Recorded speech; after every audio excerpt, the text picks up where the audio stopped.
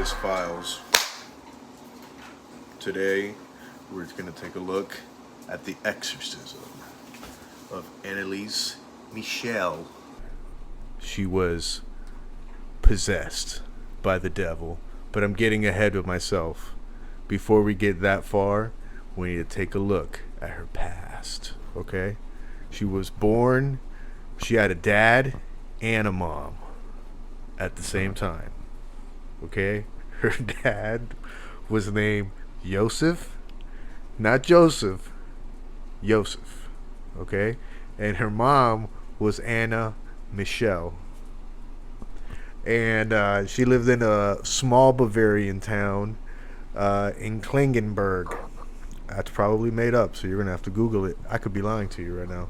And her dad worked at a sawmill. He actually lost both his arms in a sawmill accident. Okay, he didn't lose his arms, but he could have. There was a lot of sharp stuff around there. All right, but there really wasn't any reports. They weren't crazy or anything like that. But they were super Catholic, and there were even some reports of them being uber religious, which, if you don't know what that is, it's when you pray to Uber drivers. When she was 16, she suffered a seizure, okay? She started getting pretty jacked up from this, and they started, putting her on medications, and it was a downhill spiral, and yeah. It was not a good thing. Her condition deteriorated actually very rapidly. I just changed it. You guys didn't even know. And then she actually got diagnosed with some kind of crazy temporal thingy condition right here, some kind of psychosis, epileptic psychosis, and she became depressed and was intolerant. I'm talking like Linda Blair exorcism style, intolerant of spiritual items. Split pea soup was getting spilt everywhere. It was flying. No crosses in the area were allowed. All right, but the doctors didn't know that she's possessed at the time. I think she was possessed. So they were telling her that she had just epilepsy, and she would start complaining about hearing voices and like spirit personalities and all kinds of other crazy stuff. But it could have been the medication that they were putting her on, because she was on a cocktail, like I'm talking about like some, Led Zeppelin band stuff. They're putting her on the good stuff, okay, and not the kind of stuff that you want a 16-year-old to take. And it was actually hurting her more than it was helping her, and she started taking kind of a darker turn. She still tried to go to school though.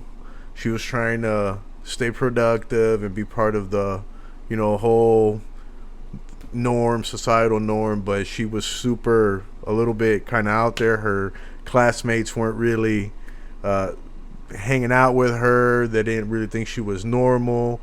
She was always talking about religion, and they just kind of thought that something was off on her.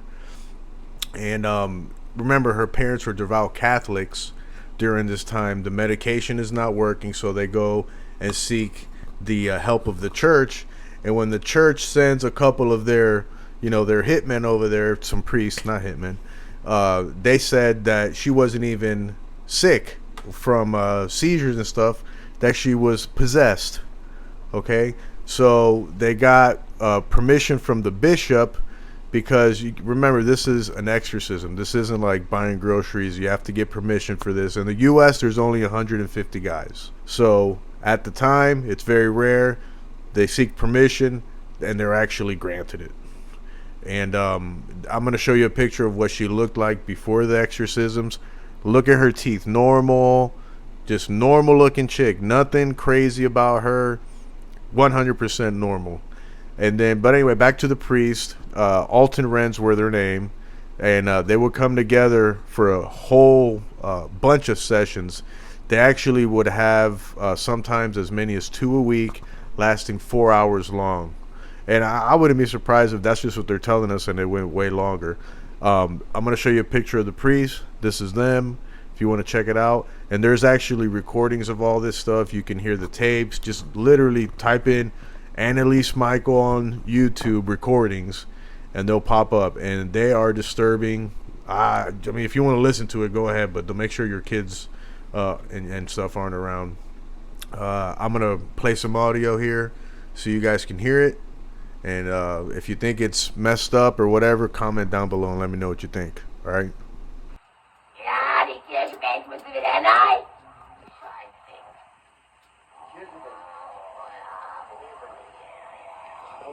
Ja. Die Mitte.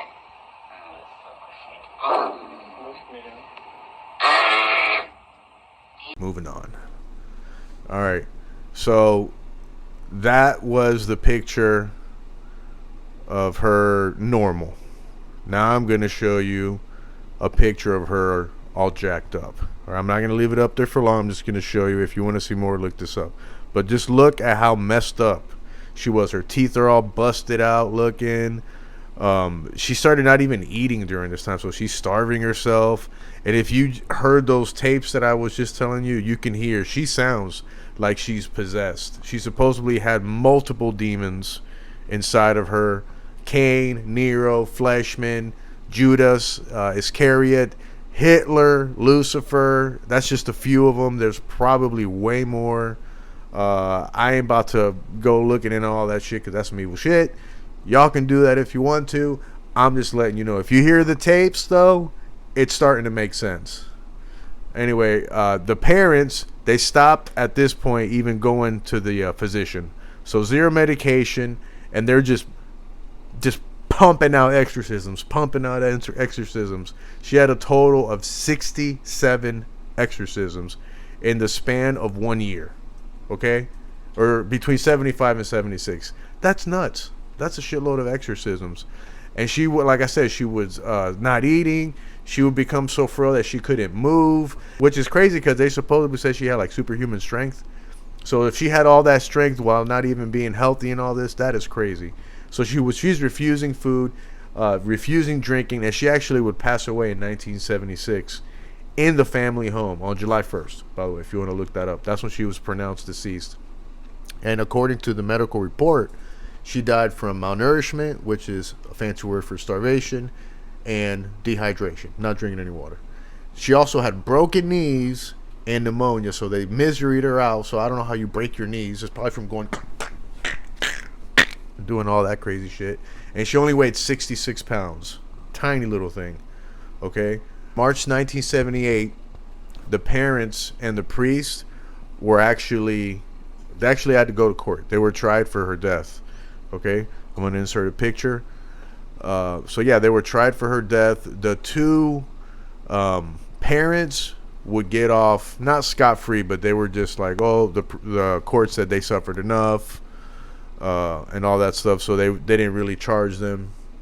And a lot of people in the trial would argue that because of her crazy religious upbringing was why she thought she was possessed. If she would have just been brought up normal, she wouldn't have all these problems, but who knows.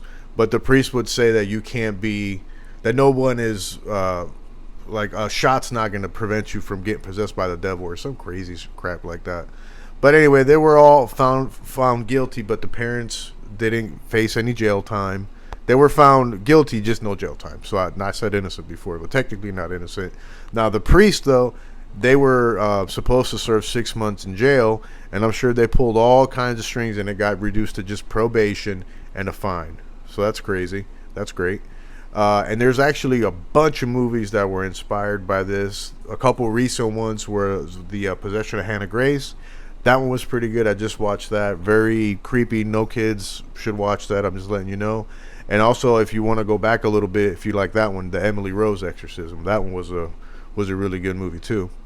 And here's a little tidbit, a little did you know. After the fact, that she, after she died, everything was very rushed. So they actually dug her up. They gave her a snazzy coffin and a proper burial. So she's at least put to rest properly. Okay, but that's gonna wrap up the case of her. I don't know. It's freaking nuts. Okay, the whole, I don't know. I don't know if it's real or not, or if demons are, but it's cool subject matter, and it's fun to do a little research on that. And I don't know. After hearing the recordings and just how crazy she sounds, because you could actually go to the recordings and listen to every part where it supposedly is a different demon talking, and they sound different. It was pretty crazy. So I don't know. I'm gonna lean more towards the I believe it side. I don't know. Anyway, that's gonna wrap it up. If you like this content, please consider liking, following, subscribing, all that good stuff. It really helps the channel. I'll see you guys next time. Take it easy. See ya. Welcome to the TheWizFiles.